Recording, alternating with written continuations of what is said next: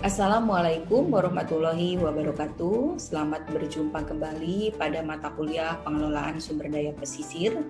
Dan pada kesempatan ini saya ingin membahas mengenai pengelolaan sumber daya pasir laut. Marilah kita lihat beberapa hal faktor pendukung pengelolaan penambangan pasir laut. Pertama, faktor sosial ekonomi masyarakat. Jadi untuk kehidupan masyarakat pesisir ini salah satu adalah lahan pekerjaan, kemudian lahan pendapatan untuk meningkatkan ekonomi masyarakat pada wilayah pesisir.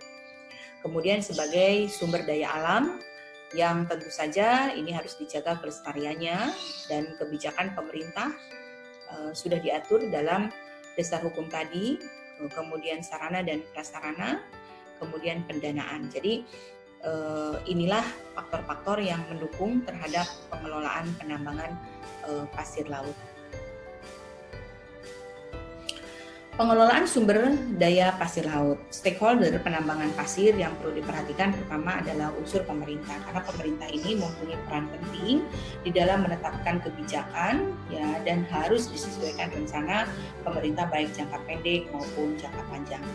Yang kedua adalah unsur pengusaha, karena pengusaha ini adalah sebagai pelaksana di dalam penambangan pasir laut yang di dalamnya tentu melibatkan masyarakat kawasan pesisir yang juga mungkin berperan sebagai tenaga kerja yang akan membantu di dalam proses penambangan pasir laut.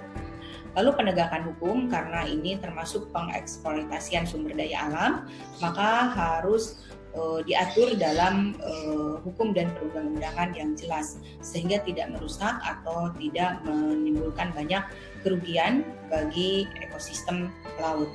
Nah, dengan demikian bisa diperhatikan bagaimana rambu-rambu yang diatur dalam perundangan atau Kepmen, kemudian juga di dalam peraturan pemerintah pusat maupun daerah, sehingga tetap berwawasan lingkungan dan pelestariannya tetap terjaga.